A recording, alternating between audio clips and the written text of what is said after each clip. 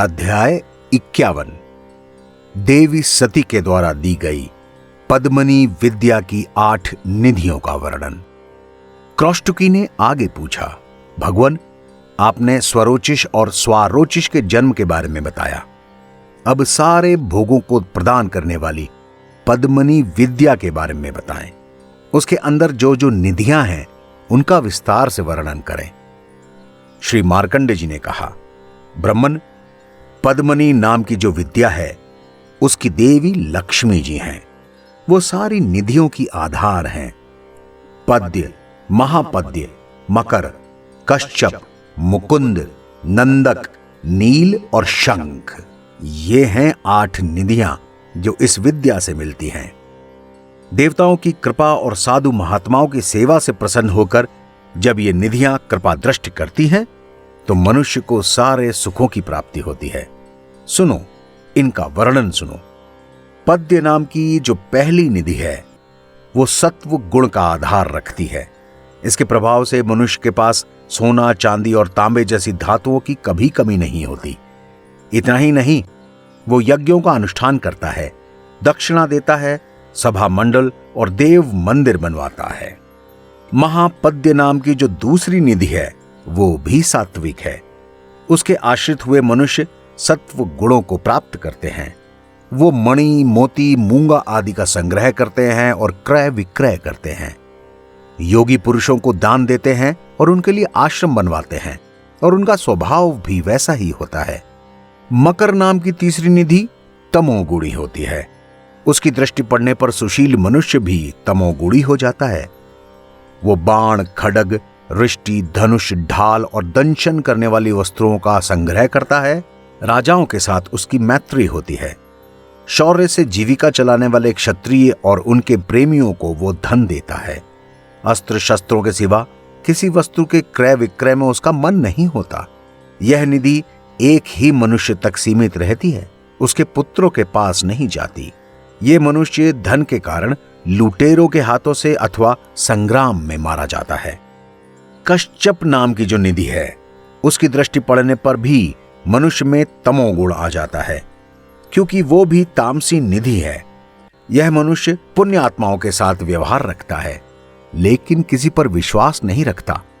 जैसे कछुआ अपने सारे अंगों को समेट लेता है, उसी तरह वो सब और से रत्नों का संग्रह करके उनकी रक्षा के लिए व्याकुल रहता है। धन के नष्ट हो जाने के भय से न तो वो दान करता है और न ही उसे उपभोग में लाता है, बल्कि उसे पृथ्वी में गाड़ कर रख देता है। ये निधि भी बस एक पीढ़ी तक ही रहती है। मुकुंद नाम की जो 5वीं निधि है वो रजोगुणमयी है।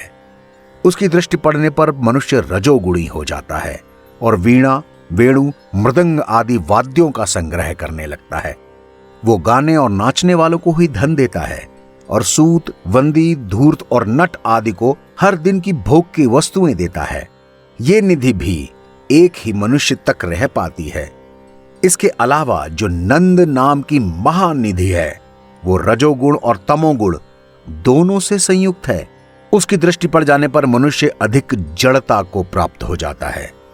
वो समस्त धातुओं, रत्नों और पवित्र धान्य आदि का संग्रह और क्रय विक्रय करने लगता है। हे महामुने, वह मनुष्य अपने लोगों और घर पर आए हुए अतिथियों का आधार होता है, लेकिन अपमान की थोड़ी सी भी बात हो जाए तो सहन नहीं कर पाता। जब कोई उसकी स्तुति करता है तो बहुत प्रसन्न हो जाता है और प्रार्थना करने वाले को सब कुछ देने की कोशिश करता है। वह सब कुछ उसे दे भी डालता है। उसका स्वभाव बड़ा कोमल हो जाता है। नंद नामक निधि 8 भाग से बढ़ते बढ़ते 7 पीढ़ी तक मनुष्य के साथ रहती है। वह सभी पुरुषों को दीर्घायु बनाती है और दूर से आए हुए बंधु बांधवों का भी भरण पोषण करती है। इस निधि को पाया हुआ पुरुष सहवासियों पर स्नेह नहीं रख पाता, पहले के मित्रों से उदासीन हो जाता है और दूसरों से प्रेम करने लगता है। इस तरह जो महानिधि सत्गुण और रजोगुण दोनों के साथ आती है उसका नाम है नील। उसके संपर्क में आने वाला पुरुष भी सत्गुण और रजोगुण से युक्त हो जाता है।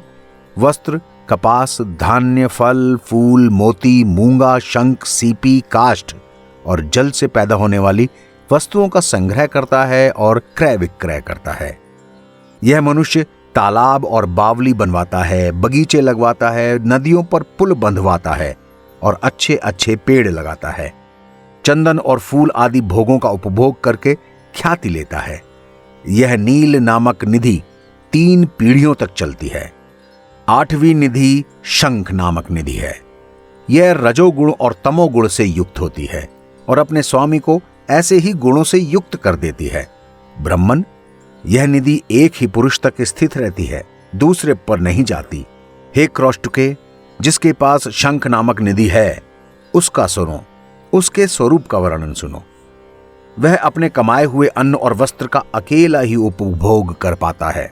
उसके कुटुंबी लोग खराब अन्न खाते हैं, उनके पास पहनने के लिए अच्छे वस्त्र भी नहीं होते। शंख निधि से युक्त मनुष्य सदा अपना ही पेट पालने में लगा रहता है। मित्र, भार्या, भ्राता, पुत्र और वधू किसी को कुछ नहीं देता।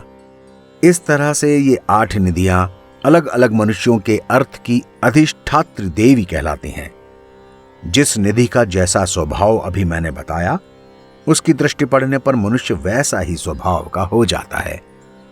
पद्मनी नाम की विद्या इन सब निधियों की स्वामिनी है। वो साक्षात लक्ष्मी जी का स्वरूप है।